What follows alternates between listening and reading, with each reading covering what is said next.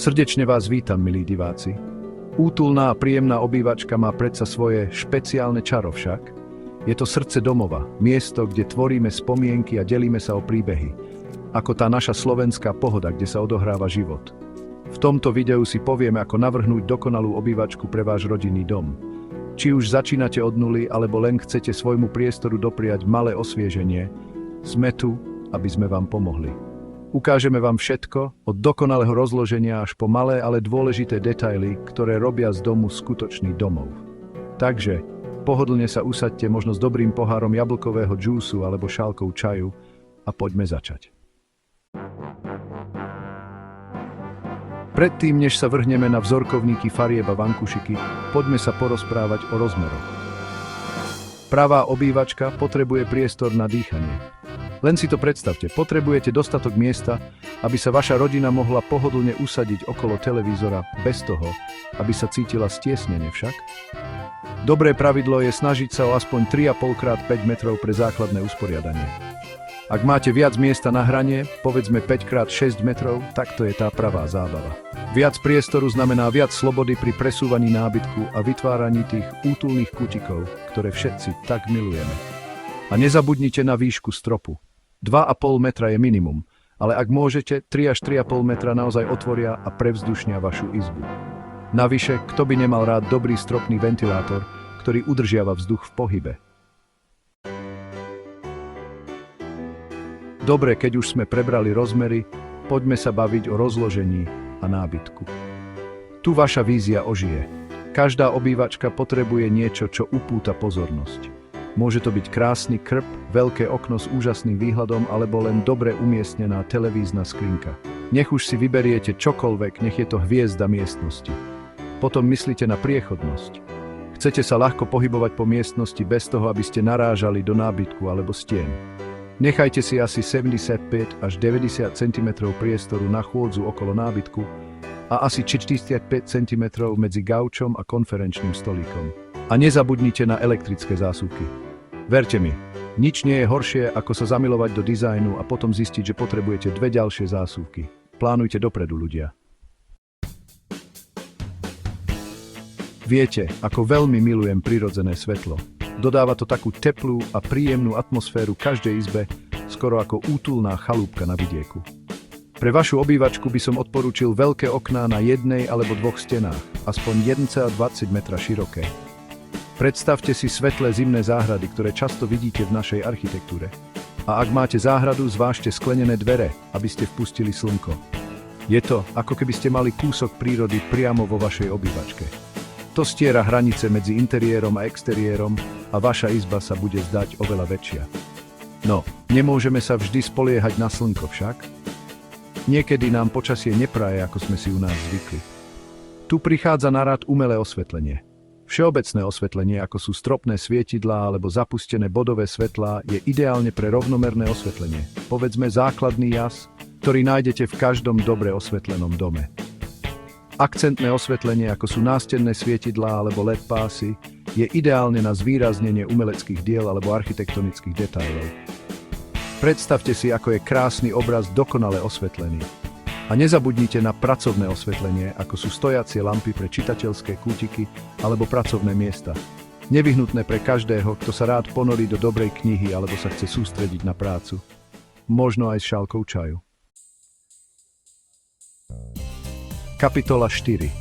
Poďme sa rozprávať o podlahách. Je to základ dizajnu vašej obývačky, takže musí byť štýlová a zároveň odolná. Pre miesta s vysokou frekvenciou, ako je obývačka, vždy odporúčam materiály, ktoré vydržia. Predsa len, nechcete sa predsa báť škvan alebo škrabancov za každým, keď niekto príde však? Odolné možnosti ako dlažba, laminát, vinyl alebo dokonca mramor sú skvelé voľby. Ľahko sa čistia, vyzerajú fantasticky a zvládnu všetko, čo im život prinesie. A nebojte sa pridať koberce pre extra šmrnc. Koberce sú ako kúzelníci, dokážu vymedziť sedenie, pridať teplo a celú miestnosť štýlovo prepojiť. Kapitola 5. A teraz k možno najzaujímavejšej časti, dizajnu stien. Tu môžete skutočne ukázať svoje pravé ja. Ak je vaša obývačka trochu menšia, neutrálne alebo svetlé farby na stenách sú múdrym krokom. Vďaka tomu bude priestor vyzerať väčší a otvorenejší. Trik, ktorý poznali už naše babičky. Ale nebojte sa pridať svoj vlastný šmrnc. Stenové panely, štruktúrovaná farba alebo jednoducho trendy akcentová stena môžu urobiť obrovský rozdiel a dodať miestnosti ten kúsok extra útulnosti. A nezabudnite na praktickú stránku. Potrebujete priestor pre veľkú TV skrinku? Chcete zavesiť umelecké diela alebo rodinné fotografie? Alebo potrebujete police na knihy či všetky tie drobnosti, ako to nazývame v Holandsku? Kapitola 6. Poznáte ten pocit, keď vojdete do miestnosti a vzduch je svieži a čistý? To je kúzlo správneho vetrania. Dobré vetranie je super dôležité v každej obývačke, hlavne v jednopodlažnom dome. Pomáha cirkulácii vzduchu, zabraňuje pocitu dusna a navyše pomáha udržiavať správnu teplotu. Ak je to možné, umiestnite okná na protiľahlé steny pre dobré prúdenie vzduchu. A ak máte nízke stropy, zvážte vetracie mriežky nad oknami alebo dverami. Stropné ventilátory sú tiež skvelá možnosť, ako udržať vzduch v pohybe. Nezabudnite na klimatizáciu. Dobre umiestnená klimatizácia môže byť naozaj záchranou počas horúcich letných dní. Kapitola 7. Prepojenosť. Vytváranie plynulého prechodu. Čo sa mi na bývaní v jednopodlažnom dome najviac páči, je ten pocit otvorenosti a prepojenosti. Ide o to, vytvoriť plynulý prechod z jednej miestnosti do druhej. Keď zariaďujete obývačku, myslite na to, ako sa spája so zvyškom vášho domova. Máte otvorený priestor, kde obývačka susedí s kuchyňou alebo jedálňou? V takom prípade použite podobné farby alebo materiály, aby ste vytvorili súdržný celok. A nezabudnite na prechod do exteriéru. Posuvné dvere alebo francúzske okná, ktoré vedú na verandu alebo do záhrady, môžu vašu obývačku opticky zväčšiť a urobiť ju príjemnejšou. Takže poďme sa porozprávať o tom, ako urobiť z vašej obývačky skutočnú oázu pokoja. Lebo úprimne, nič nie je horšie, ako snažiť sa oddychovať v miestnosti, ktorá znie ako prázdny sklad, alebo kde počujete hluk z rušnej cesty. Najjednoduchší spôsob, ako zlepšiť akustiku, je použiť mäkké materiály, ktoré pohlcujú zvuk. Myslíte na hrubé závesy, pekný koberec a pohodlný čalunený nábytok. Vlastne ako v útulnej kaviarni, ale bez cigaretového dymu. Tieto veci pomáhajú pohlcovať zvukové vlny, čím znižujú ozvenu a vytvárajú oveľa pokojnejšiu atmosféru. Ak bývate pri rušnej ceste, alebo ak sú vaši susedia, povedzme, živí, potom by bolo dobré zvážiť investíciu do zvukotesných okien alebo hrubších stien. Verte mi, vaše uši a váš pokoj vám poďakujú. Pri zariaďovaní obývačky by bezpečnosť a prístupnosť mali byť vždy na prvom mieste. Chceme vytvoriť priestor, ktorý je pohodlný a prístupný pre všetkých, od najmladších členov rodiny až po tých, ktorí možno potrebujú trochu viac podpory pri chôdzi. Najprv si povedzme o ostrých rohoch. Ak máte doma malé deti alebo starších členov rodiny, poriadne si prezrite obývačku, aby ste sa uistili, že na nábytku alebo stenách nie sú žiadne ostré hrany, ktoré by mohli byť nebezpečné. Myslíte na bezpečné zariadenie, aké často vidíte v slovenských rodinách s malými deťmi. Potom podlaha. Klzké podlahy môžu byť veľký problém, takže ak si vyberáte dlaždice alebo drevo, uistite sa, že si vyberiete protišmikovú variantu. A nakoniec dvere. Uistite sa, že vaše dvere sú široké aspoň 90 cm, aby sa cez ne ľahko dostali invalidné vozíky alebo chodítka.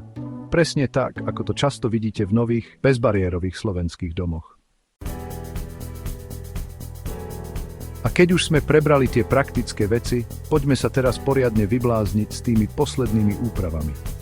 Pamätajte, sú to maličkosti, ktoré robia z domu domov presne ako útulná ranná kávička. Ak máte malú obývačku, nebojte sa myslieť vertikálne, presne ako vysoké paneláky. Vstavané police alebo plávajúca TV skrinka uvoľnia podlahovú plochu a miestnosť bude pôsobiť väčšie. Spomeňte si na šikovné skrinky z IKEA. A keď už hovoríme o šetrení miesta, poďme sa porozprávať o nábytku. Modulárny nábytok je fantastický pre malé priestory, je flexibilný a dá sa prispôsobiť vašim potrebám, presne ako rozkladacia pohovka. Čo sa týka zariadenia, moje motto je vždy menej je viac. Myslíte na čisté línie moderného dizajnu. Najmä v malých priestoroch môže príliš veľa vecí spôsobiť, že miestnosť bude pôsobiť neporiadne a stiesnene. Presne ako hovorí slovenské príslovie, uprataný dom, uprataná myseľ. Tak, priatelia, sme na konci našej cesty o zariaďovaní obývačky. Dúfam, že ste si odniesli nejakú inšpiráciu a užitočné tipy, ako si vytvoriť priestor, ktorý je praktický aj krásny. Pamätajte si, vaša obývačka by mala odrážať váš jedinečný štýl a vyhovovať potrebám vašej rodiny. Je to vaše malé útočisko, váš domov, ako sa hovorí. Nebojte sa skúšať nové veci, bavte sa pritom a urobte si z tohto priestoru svoje vlastné útulné miesto. Ďakujem vám, že ste dnes boli so mnou. Nezabudnite dať like, komentovať a prihlásiť sa na odber pre ďalšiu inšpiráciu v dizajne. Veľa šťastia pri zariaďovaní.